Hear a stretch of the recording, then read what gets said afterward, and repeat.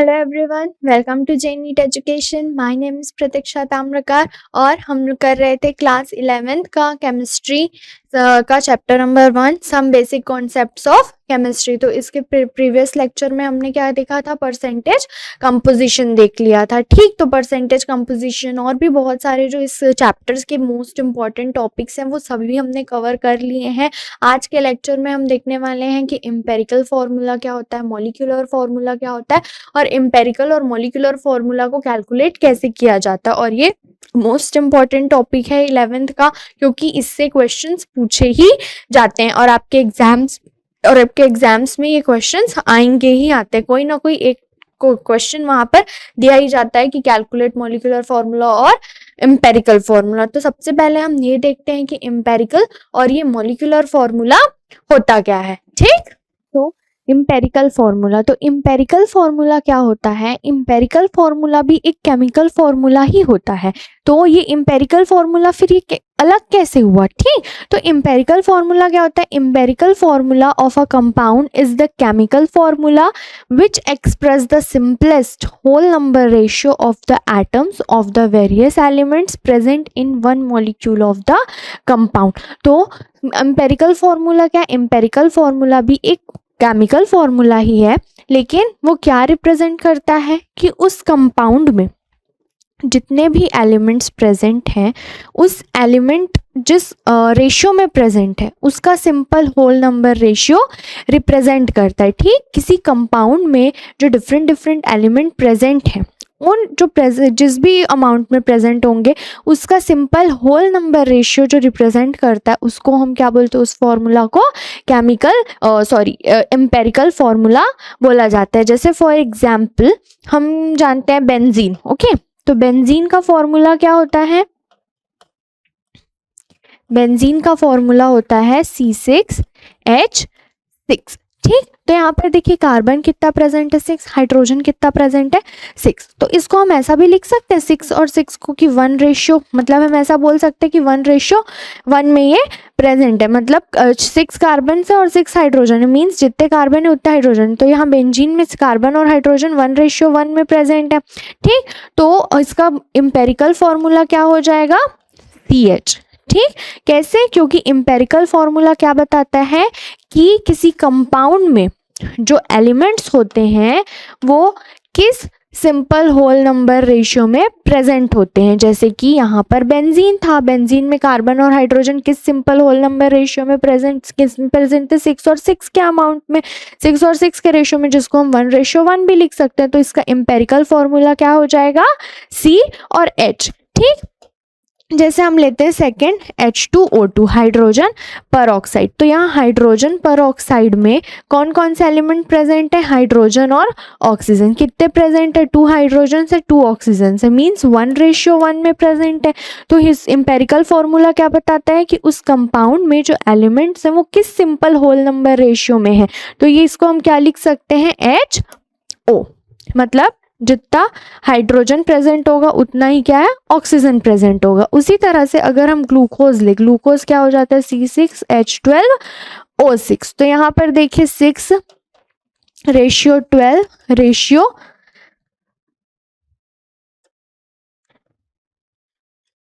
6। तो यहाँ पर इसका सिंपलेस्ट रेशियो क्या हो जाएगा? 1:2:1, मीन्स इसका एम्पेरिकल फॉर्मूला क्या हो जाएगा? CH2O। मतलब यहाँ पर जो कार्बन है उसका जस्ट डबल क्या है? हाइड्रोजन प्रेजेंट है, और ऑक्सीजन कितना प्रेजेंट है? जितना कार्बन प्रेजेंट है उतना ही ऑक्सीजन प्रेजेंट है वहाँ पर, और जो हाइड्रोजन है वो जस्ट डबल प्रेजेंट है कार्बन और ऑक्सीजन के कंपैरिजन में। तो एम्पेरिकल फॉर्मूला अब आपको समझ आया एग्जाम्पल्स के थ्रू कि होता क्या है। एम्पेरिकल फॉर्मूला क्या करता है कि वो भी एक टाइप का केमिकल फॉर्मूला ही है। ये सभी क्या है? केमिकल फॉर्मूला है, लेकिन ये क्या रिप्रेजेंट करते हैं कि उस पर्टिकुलर कंपाउंड में, जैसे कि हमने बेंजीन लिया, तो बेंजीन में कार्बन और जो हाइड्रोजन है किस रेशियो में प्रेजेंट होते हैं? किस सिंपल होल नंबर रेशियो में प्रेजेंट होते हैं। तो यहाँ पर बेंजीन में कार्बन और हाइड्रोजन कैसे प्रेजेंट है? 1:1 सिंपल होल नंबर रेशियो में। तो हमने क्या कर दिया? C और H लिख दिया, क्योंकि कार्बन किस रेशियो में प्रेजेंट है? 1:, कार्बन और हाइड्रोजन 1:1 में। सिमिलरली यहाँ पर H2O2 हाइड्रोजन पर ऑक्साइड में हाइड्रोजन और ऑक्सीजन के दो दो एटम्स प्रेजेंट हैं, तो उनका सिंपल रेशियो क्या हो जाएगा 1:1, क्योंकि वहाँ पर जितना हाइड्रोजन प्रेजेंट है उतना ही क्या जितने नंबर हाइड्रोजन एटम्स प्रेजेंट है उतना ही वहाँ पर ऑक्सीजन एटम भी प्रेजेंट है। ठीक, तो 2:2 लिख दिया। फिर आते हैं ग्लूकोज पे, तो उसका H2O2 का फिर इम्पेरिकल फॉर्मूला क्या हो जाएगा HO। क्यों? क्योंकि यहाँ H और O बस लिखा है, मीन्स ये क्या इंडिकेट कर रहा है कि हाइड्रोजन परऑक्साइड का जो इम्पेरिकल फॉर्मूला है वो क्या है HO। मतलब यहाँ पर जितने हाइड्रोजन प्रेजेंट है वहाँ उतने ही नंबर ऑफ ऑक्सीजन एटम्स भी प्रेजेंट होंगे। फिर नेक्स्ट हमने देखा क्या ग्लूकोज, तो ग्लूकोज में क्या था फॉर्मूला उसका C6H12O6 था। ठीक, तो इसको हम और कैसे सिंपलेस्ट फॉर्म में लिख सकते हैं इस रेशियो को, जो 6:12:6 है उसको 1:2:1 के फॉर्म में भी लिखा जा सकता है। ठीक, तो यही इसी से क्या बन गया उसका इम्पेरिकल फॉर्मूला बन गया, जो हमें ये बता रहा है कि कार्बन, हाइड्रोजन और ऑक्सीजन ग्लूकोज में किस सिंपल होल नंबर रेशियो में प्रेजेंट होते हैं। ठीक, तो इम्पेरिकल फॉर्मूला क्या है, the empirical formula of the compound is a chemical formula which express the simplest whole number ratio of the atoms of various element present in one molecule of that compound। ठीक, तो हमको जो empirical formula है वो क्या देता है, simplest whole number ratio देता है। ठीक, केमिकल फॉर्मूला ये, और जो हमें ये बताता है कि उस कंपाउंड में जो एटम्स प्रेजेंट है, जो एलिमेंट्स प्रेजेंट है, उस एलिमेंट्स के एटम्स किस सिंपल होल नंबर रेशियो में वहां पर प्रेजेंट है। ठीक, आपको समझ आ गया इम्पेरिकल फॉर्मूला। अब इम्पेरिकल फॉर्मूला के बाद आता है मॉलिक्यूलर फॉर्मूला। ठीक है, तो मॉलिक्यूलर फॉर्मूला क्या होता है, the molecular formula of a compound is the chemical formula which represents the true formula of its molecule. It express actual number of atoms of various element present in one molecule of the compound. तो molecular formula क्या होता है, किसी भी compound का एक true formula होता है जो ये बताता है कि उस कंपाउंड में जो एलिमेंट्स हैं उनके कितने कितने नंबर ऑफ एटम्स प्रेजेंट है। ठीक है, तो यहाँ पर हम बेंजीन का मॉलिक्यूलर फॉर्मूला क्या हो जाएगा C6H6। तो ये C6H6 को हम क्या बोलेंगे, बेंजीन का मॉलिक्यूलर फॉर्मूला बोलेंगे। क्यों? क्योंकि वो बता रहा है हमको ये C6H6 जो ये फॉर्मूला है वो क्या है, मॉलिक्यूलर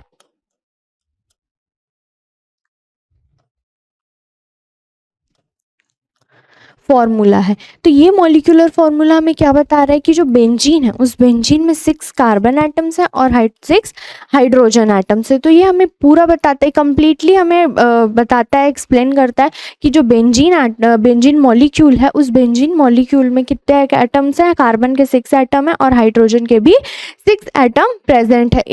जिसमें लिखा है ना कि it express the actual number of atoms of various elements present in one molecule of the compound. तो बेंजीन के वन मॉलिक्यूल में कितने कार्बन एटम्स प्रेजेंट है, 6 कार्बन एटम्स प्रेजेंट है। कितने हाइड्रोजन एटम्स प्रेजेंट है, 6 हाइड्रोजन एटम्स वहां पर प्रेजेंट है। ठीक, तो आपको मॉलिक्यूलर फॉर्मूला समझ आया जैसे कि, और इसका इम्पेरिकल क्या हो जाएगा CH, क्योंकि इम्पेरिकल क्या बताता है, उस कंपाउंड के जो एलिमेंट्स के एटम्स है उनका सिंपल होल नंबर रेशियो बताता है। ठीक, तो नेक्स्ट देखते हैं हमने हाइड्रोजन परऑक्साइड देखा था, तो हाइड्रोजन परऑक्साइड का मॉलिक्यूलर फॉर्मूला क्या हो जाएगा H2O2। क्यों हम इसको मॉलिक्यूलर फॉर्मूला बोल रहे हैं, क्योंकि मॉलिक्यूलर फॉर्मूला क्या होता है, एक ट्रू फॉर्मूला होता है जो हमें ये बताता है कि उस कंपाउंड में जो एलिमेंट्स हैं उनके एटम्स कितने नंबर ऑफ एटम्स प्रेजेंट है। तो यहाँ पर देखिए H2O2 हाइड्रोजन परऑक्साइड का फॉर्मूला है, मॉलिक्यूलर फॉर्मूला है। क्यों? क्योंकि ये बता रहे हैं कि हाइड्रोजन परऑक्साइड में हाइड्रोजन के 2 एटम्स और ऑक्सीजन के भी 2 एटम प्रेजेंट है। ठीक है, नेक्स्ट हम देखते हैं ग्लूकोज का फॉर्मूला होता है C6H12O6। तो ये क्या हो गया, ग्लूकोज का मॉलिक्यूलर फॉर्मूला होगा। क्यों? क्योंकि ये बता रहा है, ये फॉर्मूला हमें पूरी तरह से बता रहा है कि ग्लूकोज में कार्बन के 6 एटम्स प्रेजेंट हैं, हाइड्रोजन के 12 और ऑक्सीजन के भी 6 एटम प्रेजेंट है। ठीक है, आपको समझ आ गया होगा एम्पेरिकल फार्मूला और मॉलिक्यूलर फार्मूला में मेन डिफरेंस क्या है। एम्पेरिकल फार्मूला क्या बताता है हमें, वो जो एटम्स प्रेजेंट होते हैं, उन एटम्स जिस भी नंबर में प्रेजेंट होते हैं, जितने भी प्रेजेंट होते हैं, उन एटम्स का सिंपल होल नंबर रेशियो देता है हमें। लेकिन मॉलिक्यूलर फार्मूला क्या बताता है हमें, टोटल नंबर ऑफ एटम्स बता देता है कि इस एलिमेंट के इतने टोटल एटम प्रेजेंट है और दूसरा एलिमेंट के इतने टोटल एटम प्रेजेंट है। जैसे हमने यहाँ H2O2 में देखा तो मॉलिक्यूलर फार्मूला में पूरा क्लियर था कि यहाँ हाइड्रोजन के 2 एटम प्रेजेंट है, ऑक्सीजन के भी 2 एटम प्रेजेंट है। लेकिन हम यहाँ पर अगर उसका एम्पेरिकल फार्मूला देखते हैं तो उसका एम्पेरिकल फार्मूला क्या हो जाता है, HO, क्योंकि एम्पेरिकल फार्मूला क्या बताता है, जो कंपाउंड है उसके में जो एलिमेंट्स हैं उनके एटम्स, जिस भी एटम्स का सिंपल होल नंबर रेशियो बताता है। ठीक है, जो कंपाउंड है उसके नंबर ऑफ एटम्स जो भी प्रेजेंट है उसमें उनका सिंपल होल नंबर रेशियो हमें इंडिकेट करता है, जैसे 1:1 यहाँ से इंडिकेट कर रहा है। ठीक है, तो आई होप आपको ये मॉलिक्यूलर फार्मूला और जो एम्पेरिकल फार्मूला है वो पूरी बहुत अच्छे तरीके से क्लियर हो गया होगा और आपको समझ आया होगा कि क्या होता है एम्पेरिकल फार्मूला और मॉलिक्यूलर फार्मूला। तो अब देखते हैं हम कि मॉलिक्यूलर फार्मूला और एम्पेरिकल फार्मूला में रिलेशन क्या होता है। ठीक है,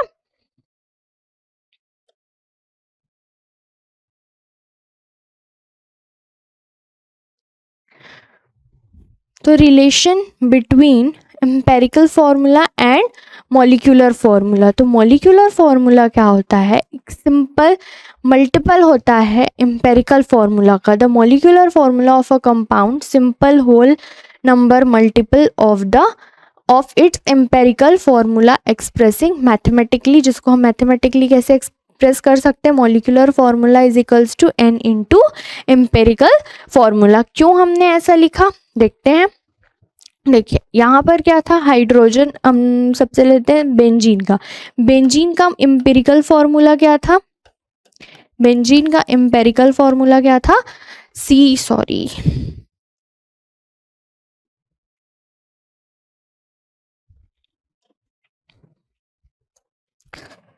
बेंजीन। ठीक, तो बेंजीन का मॉलिक्यूलर फार्मूला C6H6 और ये था इसका मॉलिक्यूलर फार्मूला, और एम्पेरिकल फार्मूला क्या था इसका, CH। ठीक, तो हमने यहाँ पर क्या देखा कि अगर हम इस फॉर्मूले को, इसका अगर हमें मॉलिक्यूलर फार्मूला निकालना होगा तो हम क्या करेंगे, इसको 6 से इंटू कर देंगे। तो यहाँ पर क्या आ जाएगा, C6H6। तो ये देखिए मॉलिक्यूलर फार्मूला क्या होता है, सिंपल मल्टीपल होता है, सिंपल होल नंबर मल्टीपल होता है एम्पेरिकल फार्मूला का। ठीक, देखिए यहाँ पर क्योंकि यहाँ CH था उसका हमने मल्टीप्लाई कर दिया 6 से, तो क्या आ गया, मॉलिक्यूलर फार्मूला आ गया। तो मॉलिक्यूलर फार्मूला क्या होता है, सिंपल होल नंबर मल्टीपल होता है एम्पेरिकल फार्मूला का। ठीक है, तो जहाँ पर n आपका 1 2 3 4 से 1 2 3 4 एटसेट्रा, तो अगर n इज इक्वल्स टू 1 हुआ, अगर n 1 के इक्वल हो जाता है तो जो मॉलिक्यूलर फार्मूला होगा वही आपका क्या होगा, एम्पेरिकल फार्मूला हो जाएगा। अगर n 2 हो जाता है तो जैसे यहाँ पर अगर 2 हो जाता, अगर n तो क्या हो जाता है यहाँ C2H2 हो जाता।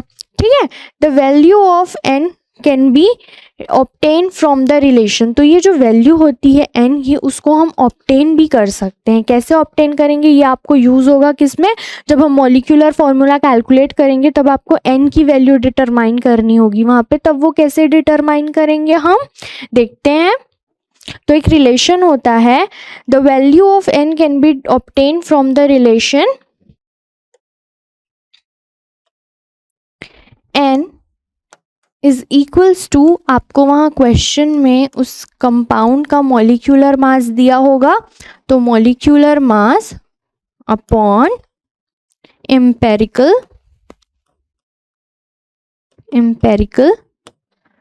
फॉर्मूला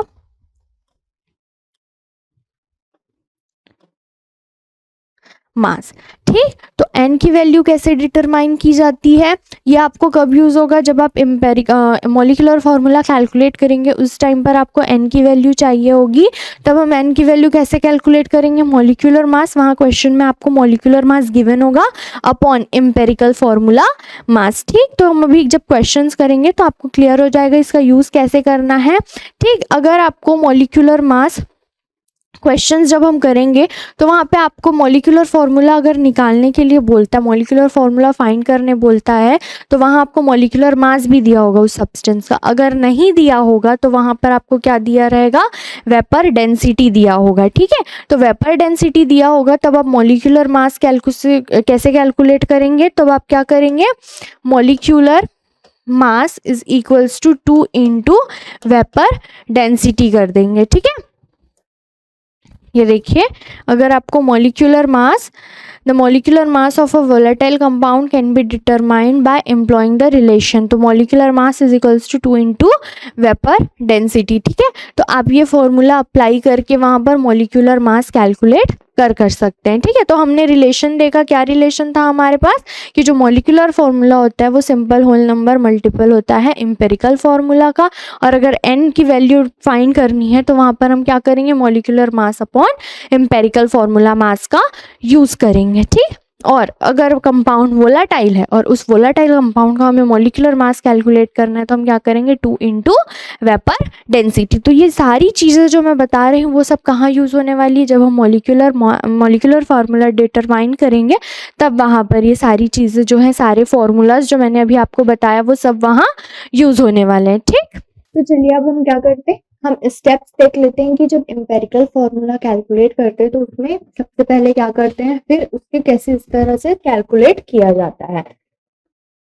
तो calculation of the empirical formula, तो आपको कैलकुलेशन करने के लिए एम्पेरिकल फॉर्मूला का जब आप कैलकुलेशन करेंगे तो आपको कुछ स्टेप्स फॉलो करने होते हैं। पहले हम स्टेप्स देख लेते हैं, फिर हम उसको अप्लाई करेंगे हमारे क्वेश्चंस में। तो फर्स्ट स्टेप क्या होता है, to convert the mass percentage into gram. तो वहां पर आपको क्वेश्चन में मास परसेंटेज दिया होगा कि इस कंपाउंड का इतना मास परसेंट, इस कंपाउंड का इतना मास परसेंट वहां प्रेजेंट है, तो उसको आपको ग्राम्स में लिखना है। क्यों लिखेंगे, कैसे लिखेंगे हम, consider 100 gram of the compound, the given mass percentage represent the mass of the element in gram. आपको क्या करना है, कंसिडर कर लेना है कि उस जो कंपाउंड है उसका टोटल मास कितना है, 100 ग्राम्स है, तो 100 का आप जो भी परसेंट निकालेंगे, सपोज आपको किसी कंपाउंड का दे दिया कि उसमें सोडियम का कितना परसेंट है, 20% प्रेजेंट है। ठीक, 20% प्रेजेंट है वहां सोडियम का, और टोटल हमने कितना मान लिया, 100 ग्राम मान लिया उस कंपाउंड का। तो 100 का 20% क्या आएगा,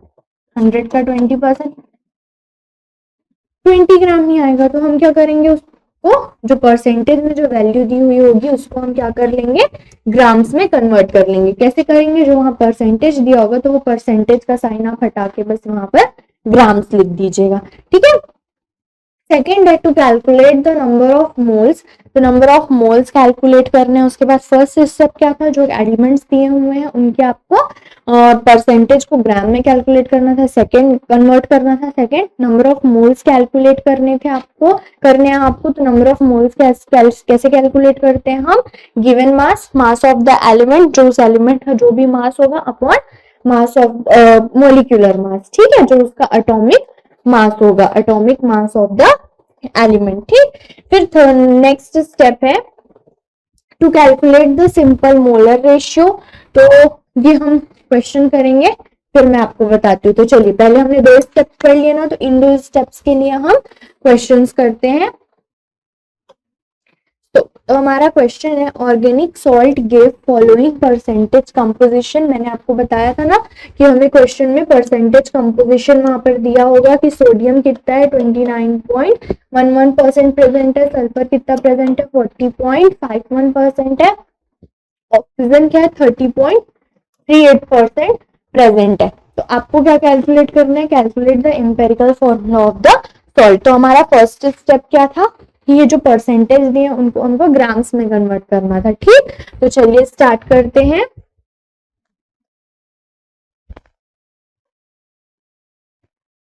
तो फर्स्ट यहाँ पर हम बॉक्स बनाएंगे,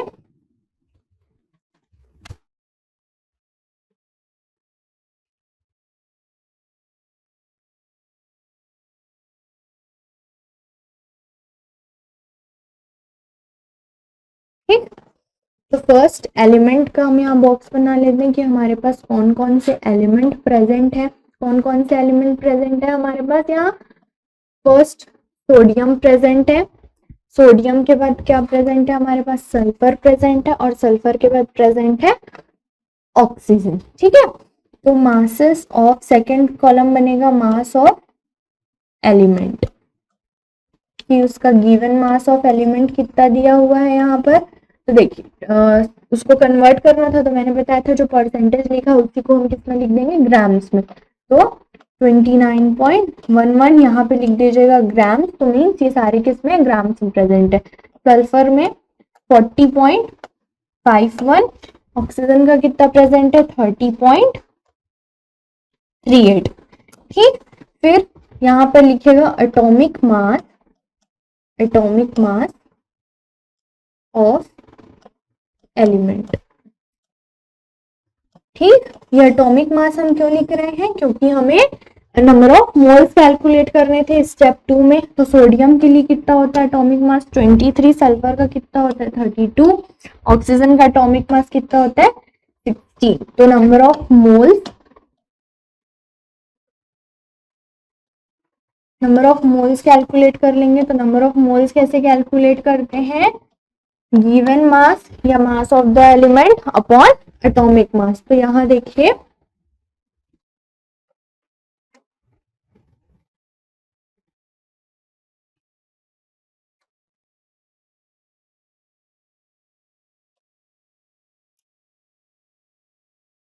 molar mass, sorry moles calculate करते हैं। तो गिवन मास कितना है 21.99 अपॉन 23, इसके लिए कितना है 40.51, ओके 40.51 अपॉन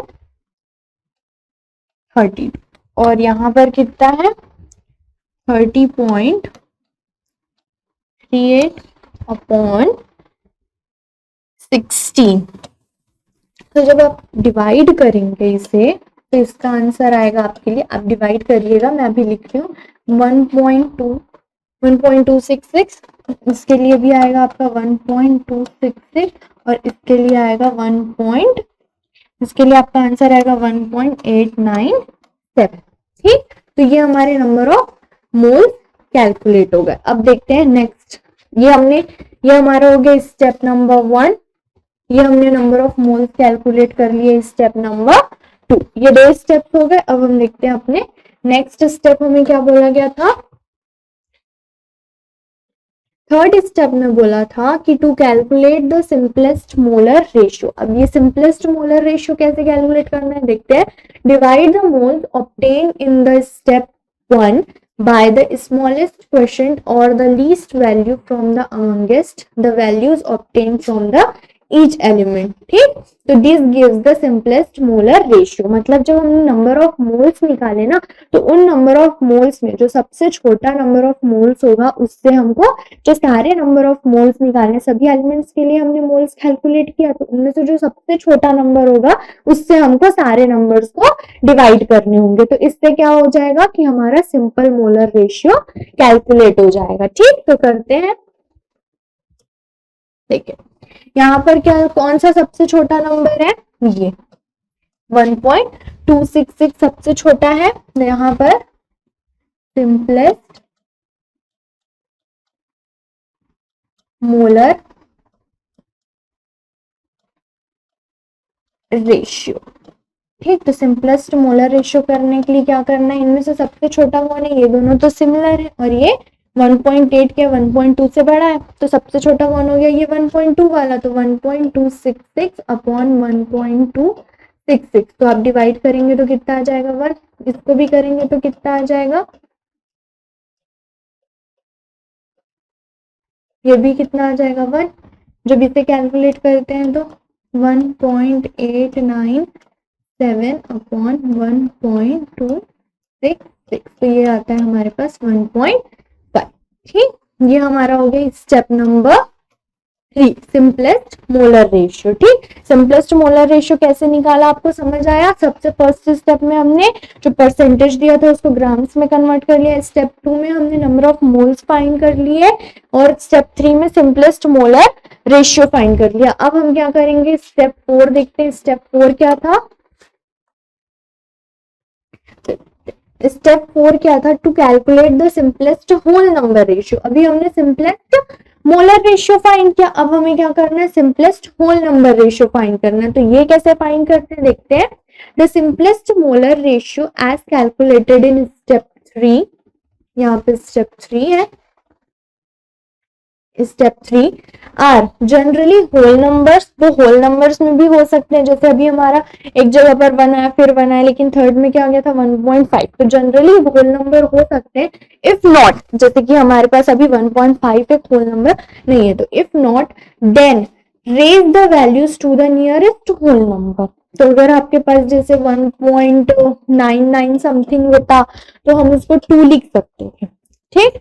और या तो आप उसको सिंपलेस्ट उसके नियरेस्ट होल नंबर में चेंज कीजिए, और multiply all the simplest atomic ratio by a suitable integer, या जो आपके वो पूरे जो नंबर्स दिए हैं सिंपलेस्ट मोलर रेशियो, उसको किसी ऐसे नंबर से मल्टीप्लाई कीजिए जिससे कि वो सारे होल नंबर में कन्वर्ट हो जाए, ठीक। तो करके देखते हैं।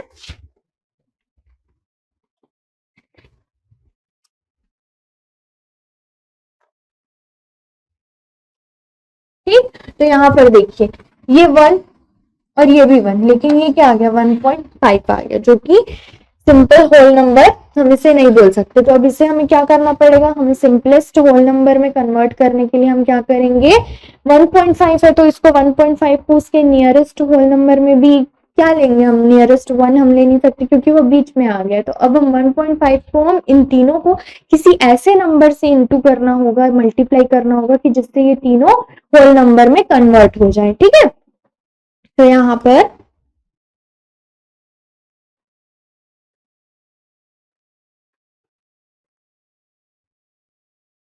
कितना आया था 1, यहाँ पर 1, यहाँ पर आया था 1.5, जिससे हम क्या लिख सकते हैं 3/2। अगर हम इसको सबको क्या करें 2 से इंटू कर दे, इसको भी 2 से इंटू, इसको भी 2 से इंटू और इसको भी 2 से इंटू, तो ये 2 कैंसिल होके ये 3 हो जाएगा।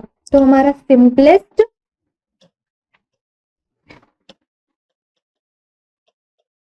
सिंपल होल नंबर रेशियो कितना आ गया, इसके लिए सोडियम के लिए 2, सल्फर के लिए भी 2, और ये क्या था ऑक्सीजन के लिए 3। तो ये सिंपल होल नंबर रेशियो में चेंज हो गया। अब देखते हैं स्टेप नंबर 5। तो स्टेप नंबर 5 क्या था, स्टेप नंबर 5 है to write the empirical formula. तो अब एम्पेरिकल फॉर्मूला हमें राइट करना है, कैसे लिखते हैं ये भी देखिए। Empirical formula right the symbols of the various elements. तो हमें सिंबल्स लिखने हैं, तो हमारे पास एक मिनट, तो write the symbols of the various elements side by side. तो हमारे पास कौन कौन से एलिमेंट प्रेजेंट थे, सोडियम प्रेजेंट था, सल्फर और ऑक्सीजन, ये 3 एलिमेंट प्रेजेंट है। Now insert the numerical value of the simplest whole number ratio of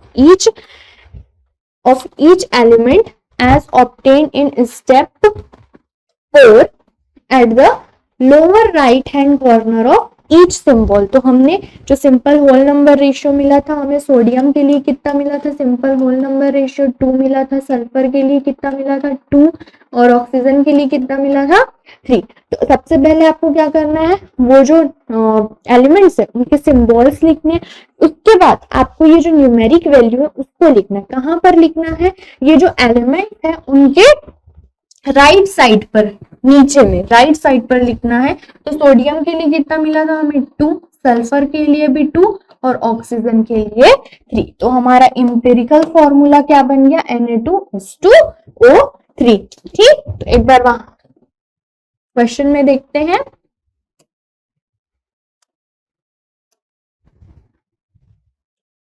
ठीक, तो क्वेश्चन में देखिए हमारे पास सिंपल होल नंबर रेशियो क्या आया था,